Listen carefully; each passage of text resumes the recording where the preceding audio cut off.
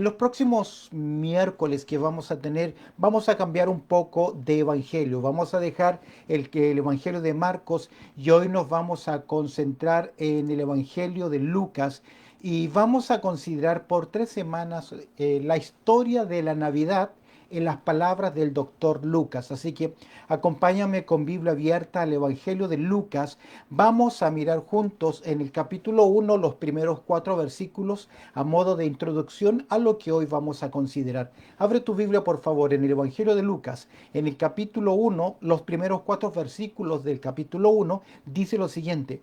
Puesto que ya muchos han tratado de poner en orden la historia de las cosas que entre nosotros han sido ciertísimas, tal como nos las enseñaron los que desde el principio lo vieron con sus ojos y fueron ministros de la palabra.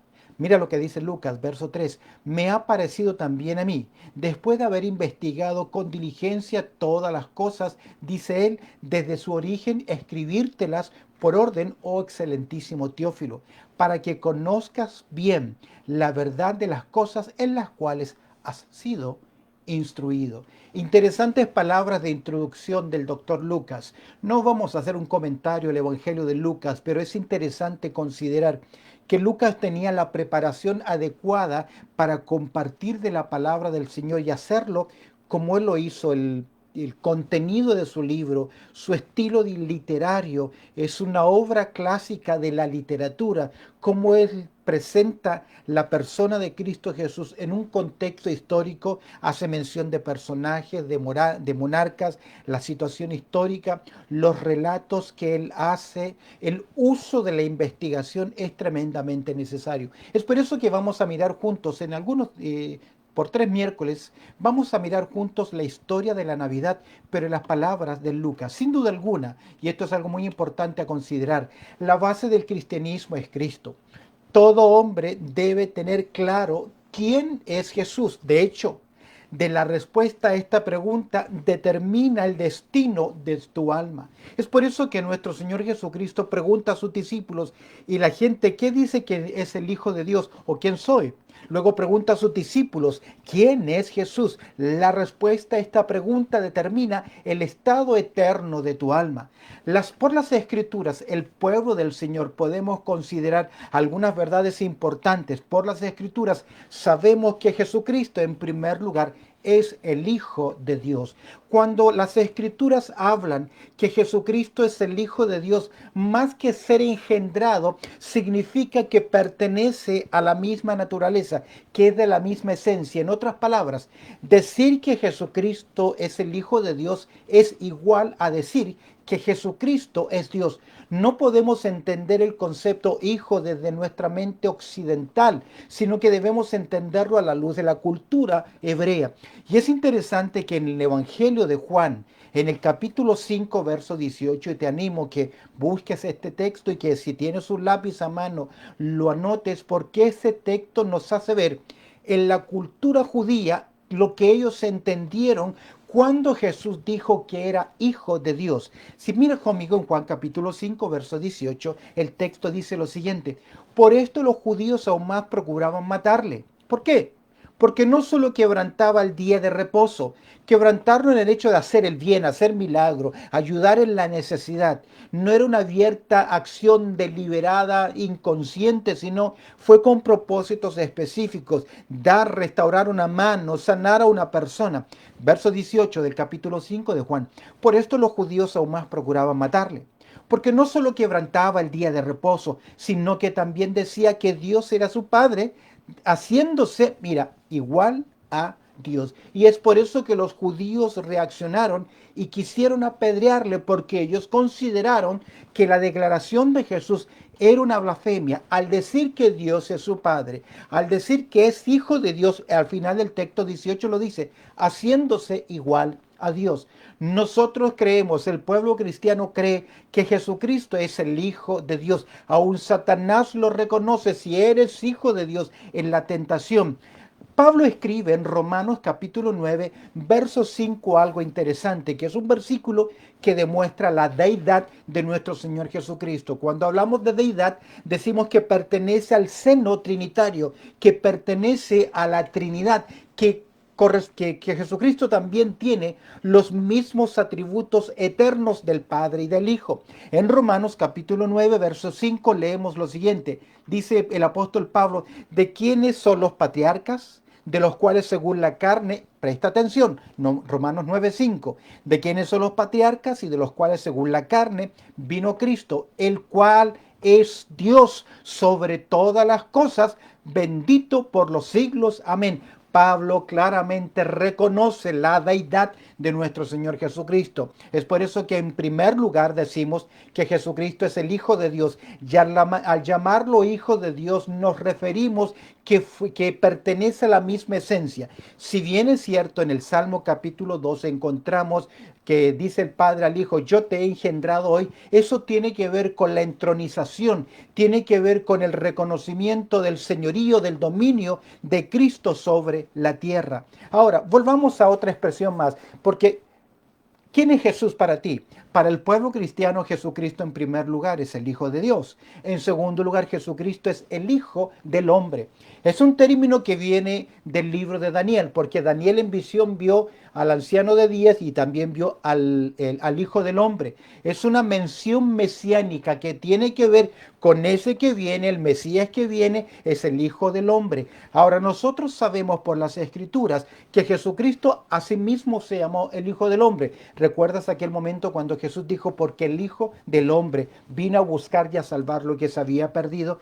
Casi siempre la expresión el Hijo del Hombre describe a Jesús viniendo del cielo a la tierra. Nos basta mirar Mateo capítulo 24, cuando él describe su retorno visible a esta tierra y verán al Hijo del Hombre viniendo en las nubes del cielo con poder y gran gloria. Ahora, el Hijo del Hombre describe entonces que viene del cielo, y el que viene del cielo es el Verbo. Y es interesante porque el Hijo del Hombre guarda relación con el título Emmanuel, que significa en medio de nosotros está Dios. Sabemos por las Escrituras, Juan capítulo 1, versículo 14, que el Verbo se hizo carne, que hizo un tabernáculo, que el Verbo habitó entre nosotros. Ahora, ¿quién es el Verbo? Si retrocedes en el Evangelio de Juan, en el capítulo 1, verso 1 lees, en el principio era el Verbo y el Verbo era con Dios y el Verbo era Dios. El Verbo, que es Jesucristo, que es la palabra encarnada, viene a esta tierra como Emmanuel. Es por eso que se describe a Jesucristo como el Hijo del Hombre, viniendo del cielo a la tierra. Es interesante que en Mateo capítulo 1, verso 23, leemos lo siguiente, he aquí una virgen concebirá y dará a luz un hijo y llamará su nombre Manuel, que traducido es con Dios con nosotros, o mejor dicho, Emmanuel, entre nosotros está Dios. Y el Hijo del Hombre describe a la deidad humanándose, viniendo a esta tierra en misión. Pablo, en su primera carta a Timoteo, en el capítulo 3, verso 16, dice estas palabras. Primera Timoteo, capítulo 3, verso 16. E indiscutiblemente grande es el misterio de la piedad. ¿Cuál es ese misterio de la piedad? Ustedes que han estudiado la Biblia, que ya hemos mencionado, sabemos que la palabra misterio significa una verdad oculta a los ojos de los hombres, pero que en algún momento Dios en su economía la da a conocer. Vemos acá que aquel misterio de la piedad, de la gran bondad, de la gran compasión, de la gran gracia de Dios, dice, he aquí, e indiscutiblemente grande es el misterio de la piedad.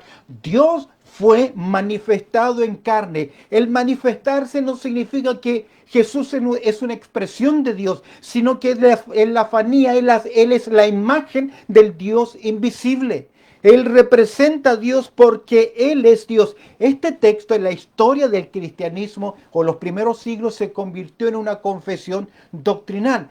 ¿Quién es para ti Jesús? A la luz de las Escrituras, Jesús es el Hijo de Dios, Jesús es el Hijo del Hombre, y entre paréntesis, cada título o nombre que describe a la persona de Cristo Jesús es para hablar de su carácter, de su persona y también de su obra. Hemos dicho que Jesús es el Hijo de Dios, que Jesús es el Hijo del Hombre, que Jesús es nuestro Salvador. ¿Amén? ¿Lo crees? En Jesucristo hay salvación porque no hay otro nombre bajo el cielo dado a los hombres en quien el hombre pueda ser salvo. Jesús nos dice que Él es el camino. Juan capítulo 14, verso 6. Él es la vida. Él es el mediador entre Dios y los hombres. Él es quien nos libra de la pena del pecado por su muerte. Es interesante que a José se le mostró en sueño, José, el esposo de María, padre adoptivo de Jesús, cuando él quiso dejarla secretamente, leemos en el relato de Mateo, en el capítulo 1, verso 21, en sueño el ángel le habla, Dios le da una revelación. Y en Mateo capítulo 1, verso 21 dice lo siguiente, y dará a luz un hijo. Esto es lo que el ángel en el sueño le dice a José para explicarle el porqué del embarazo y no por intervención física de él.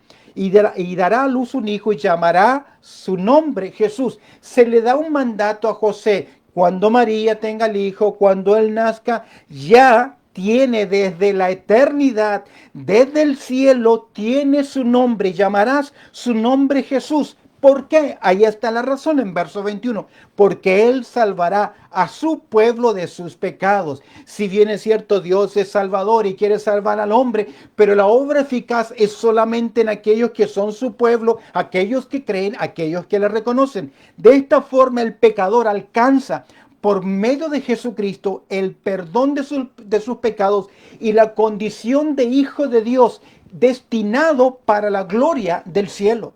Romanos, en el capítulo 5, verso 1 y 2, texto que conoce y ama al pueblo del Señor, dice lo siguiente: justificados pues por la fe, tenemos paz para con Dios por medio de nuestro Señor Jesucristo. ¿Por qué por medio del Señor Jesucristo? Porque Él es salvación, Él es Jehová, Él pagó el precio de mi maldad en la cruz, murió por mí, murió por ti, murió por mí, siendo nuestro Redentor. Es por eso que Jesucristo no solamente es el Hijo de Dios, es el Hijo del hombre, sino que también Él es el Salvador. Y también, mis queridos, Jesucristo es nuestro Señor. De hecho, Dios en la entronización del Hijo, cuando Él retorna con triunfo después de haber consumado la obra, después de haber resucitado, después de haber dado instrucciones a los discípulos, fue recibido arriba en gloria. Y el Señor lo entronizó diciendo, y ante Él se doblará toda rodilla y toda lengua confesará que Jesucristo es el Señor.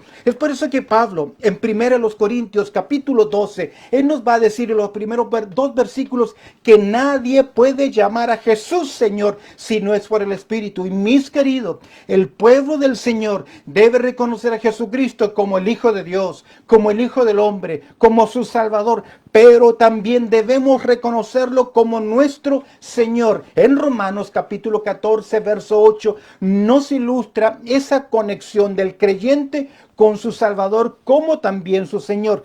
Pues si vivimos, dice Pablo en Romanos capítulo 14, para el Señor vivimos. Y si morimos, para el Señor morimos. Así pues, sea que vivamos o que muramos, somos del Señor. Y cada día el pueblo del Señor debe avanzar rindiendo su voluntad a la voluntad de Cristo Jesús, porque Él es Señor y Él es soberano. En la iglesia, la gloria del Señor. Y el creyente debe vivir también para su Señor. ¿Y cómo vive para su Señor? Buscando hacer su voluntad. Es por eso que ahora que somos hijos de Dios, que reconocemos a Jesús como el Hijo de Dios, como el Hijo del hombre, como nuestro Salvador, como nuestro Señor, nuestro andar, nuestro vivir, nuestro caminar en esta tierra, mejor dicho, la carrera de la vida cristiana debe ser hecha puestos los ojos en Jesús. Hebreos capítulo 12, versículo 2, el autor y consumador de la fe. Para esto debemos conocer la vida de nuestro Salvador. Dios se encargó, escúchame bien, que su vida fuese conocida.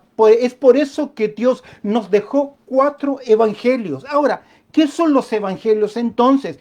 Dios está interesado que conozcamos a Cristo Jesús. De hecho, Jesús dice que nadie puede conocer al Padre si no conocen a aquel que fue enviado por el Padre, a Cristo Jesús. Ahora, las escrituras son las que dan, dijo Jesús, testimonio de mí. Y Dios se encargó de darnos un perfil completo de la persona de Cristo Jesús. Dios nos deja 4 evangelios. El evangelio es uno solo, pero cuando hablamos de los 4 evangelios, nos estamos refiriendo a aspectos de la vida de nuestro Señor Jesucristo. Los evangelios son, escúchame bien, el cumplimiento histórico de las profecías del Antiguo Testamento.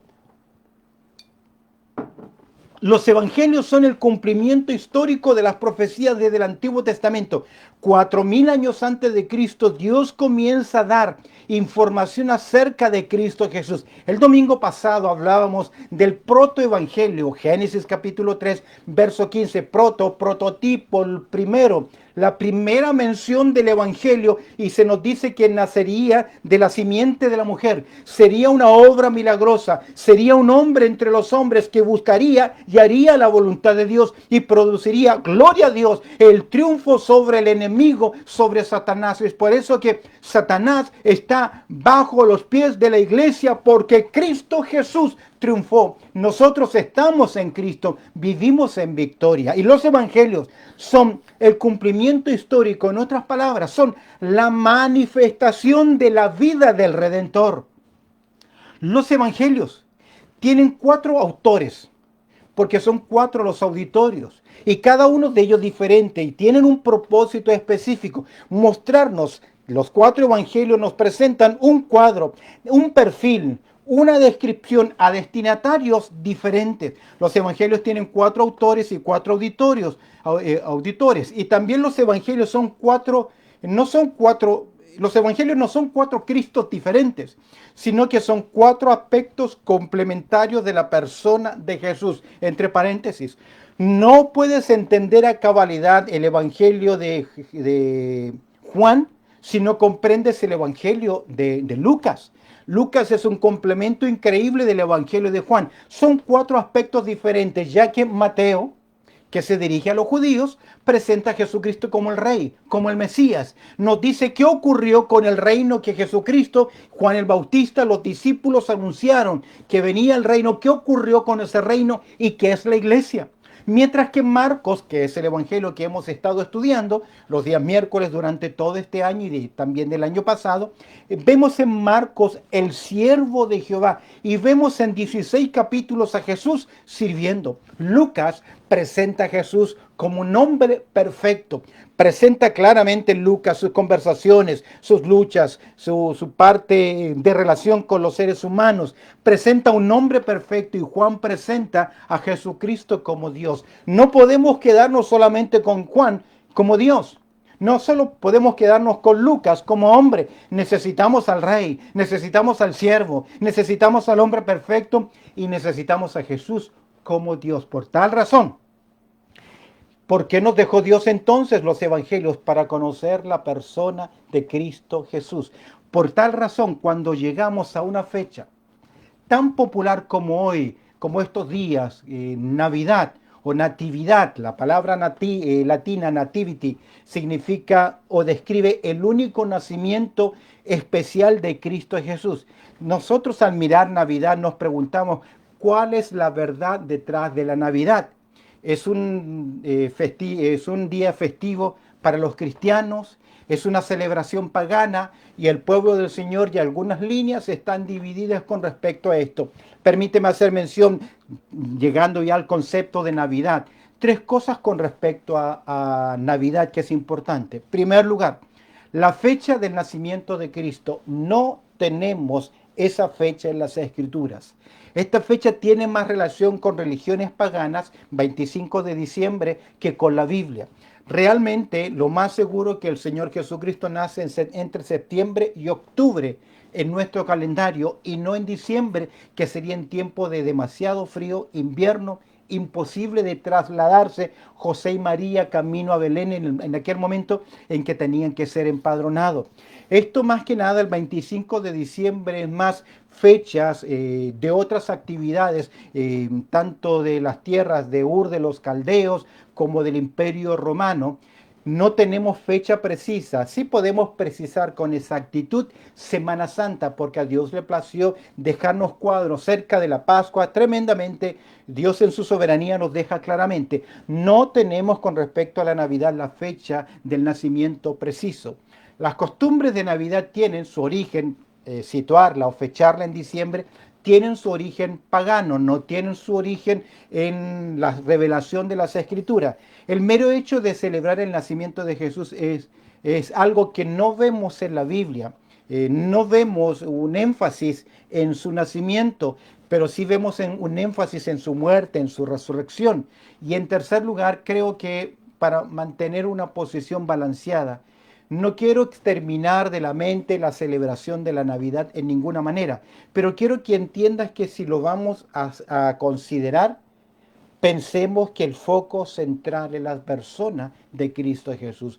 Personalmente, para mí, cualquier día en el año va a ser bueno celebrar el nacimiento de nuestro Señor Jesucristo. No veo nada de malo en que se celebre el 24 o 25 de diciembre, porque si bien es cierto, es una tradición, no es una práctica que contradice o está en contra de algún principio bíblico, como celebrar Halloween, que sí es un principio que viola el principio de las escrituras y hay toda una puerta abierta hacia las influencias demoníacas. Como cristianos debemos enfocarnos en lo que es bíblico y desechar aquellas cosas que no corresponden, pero creo que si lo focalizamos bien y también utilizamos esta oportunidad como lo vamos a hacer como iglesia, estamos preparando un programa porque queremos invitar a personas porque al igual que en Semana Santa, gente está un poquito más abierta y más asequible al Evangelio y nosotros debemos aprovechar toda oportunidad para hacerlo. Dicho esto, mis queridos, vamos a considerar ahora en el Evangelio de Lucas la introducción, ya que en los próximos días vamos a ver cómo Lucas nos habla acerca de la verdadera historia de la Navidad. Lucas, abre tu Biblia y ya texto que leímos al principio. En los primeros cuatro evangelios, en este prefacio, Lucas se revela como un historiador. Sabemos quién es Lucas, es un médico, es un profesional, compañero del apóstol Pablo y autor de dos libros del Nuevo Testamento, el Evangelio de Lucas y el libro de los Hechos. En su introducción describe los materiales fuentes que él tuvo acceso en su momento para investigar la vida de nuestro Señor Jesucristo. Desde la perspectiva humana tenía dos tipos de materiales fuentes. Materiales fuentes me refiero a recursos. Hoy en día nosotros hacemos investigación leyendo libros, buscando en la internet, haciendo entrevistas a personajes. Son nuestras fuentes para un documento. El doctor Lucas va a mencionar dos fuentes interesantes. En primer lugar, los relatos escritos de la vida de Cristo. Cuando él escribe, ya hay algunos argumentos circulando en aquel momento. Y en segundo lugar, informes orales de parte de aquellos que fueron testigos oculares de la vida y obra del Señor Jesucristo. En otras palabras, Lucas leyó y Lucas también investigó, hizo entrevistas a los discípulos, conocedores, gente que él tuvo acceso para dar antecedente a su relato que él nos va a presentar. Lucas cumplió su objetivo de dejar debidamente aclarado por escrito los hechos que sucedieron, como dice él, desde su principio, desde el principio. Es decir, palabra que describe la importancia, el valor que le da o la prioridad que le da Lucas al relato. El trabajo de Lucas bajo la dirección del Espíritu Santo se ha constituido en una de las obras cumbres de la literatura. ¿Cuáles fueron los pasos de Lucas en su prólogo? Veamos en primer lugar, al mirar el verso 1 dice, puesto que ya muchos han tratado de poner en orden la historia de las cosas que entre nosotros han sido ciertísimas. Primer lugar, en verso 1 vemos su investigación exhaustiva, puesto que ya muchos han tratado de poner en orden la historia. No sabemos quiénes eran estos escritos. Puede que él se esté refiriendo al Evangelio de Mateo, al Evangelio de Marcos, que estuviesen escritos ya, pero los demás evidentemente no estaban inspirados. Juan escribió con posterioridad su evangelio. Lucas no tiene pretensiones de originalidad. Mira lo que él dice, puesto que ya muchos han tratado de poner en orden. Es decir, que hay escritos, posiblemente ya se ha escrito Marcos, ya se ha escrito el Evangelio de Marcos. Y es importante notar que cuando llegamos al final del primer siglo, proliferaron muchos escritos en torno a la vida de Jesús. De hecho, estaba tratando de buscar, no me dio el tiempo, quería leer rápidamente el Evangelio de Tomás, que es un evangelio que describe muchos dichos de la persona de Cristo Jesús. Obviamente no es un evangelio inspirado. Cuando llegamos a los primeros tres siglos aparecen una gran cantidad de escritos acerca de la vida de Jesús. Algunos de estos son relatos escritos acerca de la infancia de nuestro Señor Jesucristo. aunque fueron escritos en épocas posteriores. Estos fueron llamados evangelios de la niñez. Se trata de relatos voluntariosos como novelas que fueron escritos con buena voluntad o como adoradores o como mejorar la adoración, donde describían aspectos de milagros. Yo recuerdo que me contaban o me leían milagros del niño Jesús que él hacía en su niñez. Queridos, todos tal vez fueron escritos con muy buena intención, pero no pertenecen al relato de las escrituras. Ahora, Lucas dice que él leyó. Hay escritos. Sabemos que hay 2 evangelios y que hay mucha literatura más. Y agrega Lucas de las cosas que entre nosotros han sido ciertísimas. Por lo tanto, Lucas, en su evangelio, del evangelio de la historia de Jesús, no solo ve la suma de todos los sucesos casuales, sino que él dice que su evangelio, lo que él escribió, es para asegurar, diciendo él, vuelvo a leer el versículo 1, puesto que ya muchos han tratado de poner en orden la historia, escribir acerca de los eventos, poner en orden la historia, observa, de las cosas, de los hechos, de los acontecimientos, que entre nosotros, el pueblo cristiano, han sido ciertísimas. Y la idea de ciertísimas significa que indica que se han consumado, que se han cumplido, que se han desarrollado de acuerdo a que Lucas está viendo que el Evangelio, que la vida de Cristo es un hecho ciertísimo porque se cumplen verdades, queridos. Ya hemos hecho mención antes que en la vida de nuestro Señor Jesucristo se cumplen 300 profecías. Mientras más estudiamos el Antiguo Testamento, más vemos a la persona de Cristo Jesús.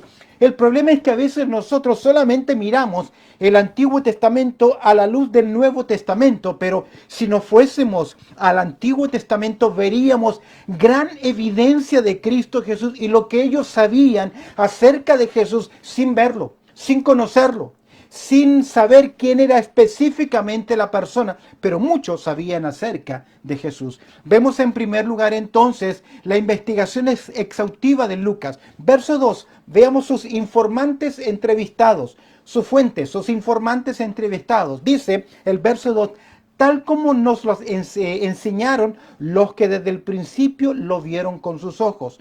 Lucas apoya su relato en el testimonio oral. ¿De quiénes? De testigos que de primera mano, personas que vieron a Jesús, personas que oyeron a Jesús. Me suena a Hebreos capítulo 2, verso 3, cuando el escritor a los hebreos dice, recibimos un mensaje confirmado por los que le oyeron. Dice, es interesante, tal como nos lo enseñaron, los que desde el principio lo vieron con sus ojos. Es interesante que Jesús le dijo a sus discípulos, me seréis testigos. Hechos capítulo 1, versículo 8. Y en la gran misión les manda, id y haced discípulos, enseñándoles todas las cosas que yo os he enseñado, tal como nos las enseñaron los que desde el principio lo vieron con sus ojos. Y agrega, y fueron ministros de la palabra. Describe que estos fueron asociados con Jesús, fueron testigos, fueron sus siervos. Nos basta leer primera de Juan capítulo 1, los primeros 3 versículos, donde Juan dice lo que hemos visto y oído y palparon nuestras manos tocante al verbo de vida. Sus fuentes informantes, las fuentes de sus informantes entrevistados para Lucas fueron los discípulos del Señor Jesucristo, personas que vieron a Jesús, fueron encomendados con Jesús, recibieron la misión de parte de Jesús. El hecho de que Lucas emplease relatos escritos y orales no constituye ninguna negación a la inspiración verbal de las Escrituras. Por el contrario, vemos cómo el Espíritu Santo, a través de la inspiración, usa las capacidades del geógrafo, del instrumento, del escritor, bajo la dirección del Espíritu Santo para escribir el mensaje de Dios, tal como lo enseña Pedro. Pedro dice que ninguna profecía fue traída por voluntad humana, sino que los santos hombres de Dios hablaron siendo inspirados por el Espíritu Santo, conducidos, guiados. La palabra inspirados para Pedro, en 1 de Pedro 1:21, es colocados en un lugar, dispuestos en un lugar, movidos, llevados, conducidos. Y Lucas investiga, Lucas lee, Lucas oye y bajo la inspiración divina, él escribe. Es por eso que estamos hablando del Evangelio de la Navidad de acuerdo al relato de Lucas. En tercer lugar, verso 3, vemos en tercer lugar su investigación esmerada. Hemos visto en primer lugar su investigación exhaustiva. Hemos visto sus informantes entrevistados y vemos ahora que él fue un investigador esmerado. ¿Por qué? Observa la motivación en verso 3. Él se incluye, el escritor Lucas, él pone su sentimiento, su deseo, su disposición. Me ha parecido también a mí, después de haber investigado con diligencia todas las cosas. En cuanto a su motivación, dice sencillamente que me pareció también a mí. A nivel humano tenía la convicción personal que debía escribir, conocer mucho más acerca de Jesús y escribir un relato, este evangelio, de la persona de Cristo Jesús. Y aquí encuentro un principio importantísimo para los creyentes. ¿Cuántos de nosotros hemos estudiado alguna vez la vida de nuestro Señor Jesucristo? Cantamos a Jesús, hablamos de Jesús, le oramos a Jesús, alabamos su nombre, etc.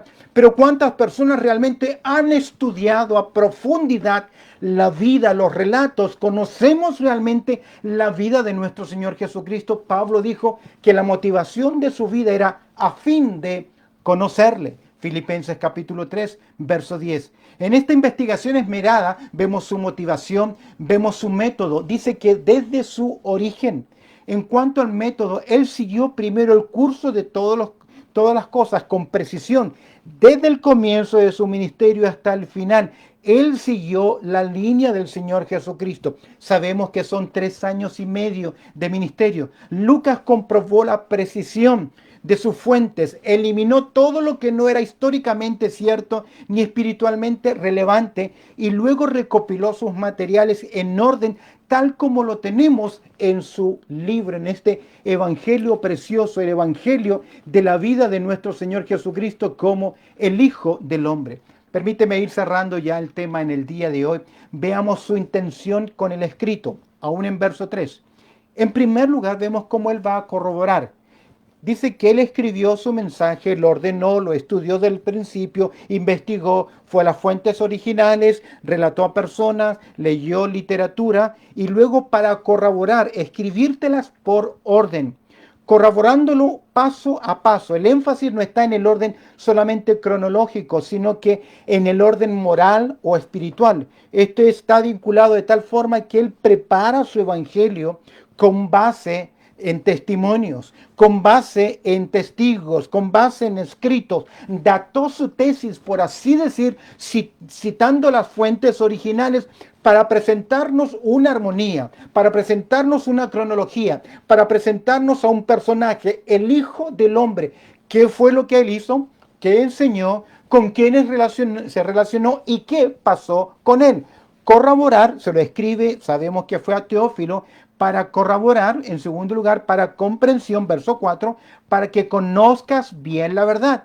A pesar de la información que tiene, le era necesario, este personaje que está recibiendo esta carta, que se llama Teófilo, él está recibiendo este documento en forma personal y Lucas está interesado en que entienda desde el principio la vida del Señor Jesucristo para que comprenda quién es Jesús. A pesar de la información que tiene, este personaje le era necesario fundamentar sus creencias.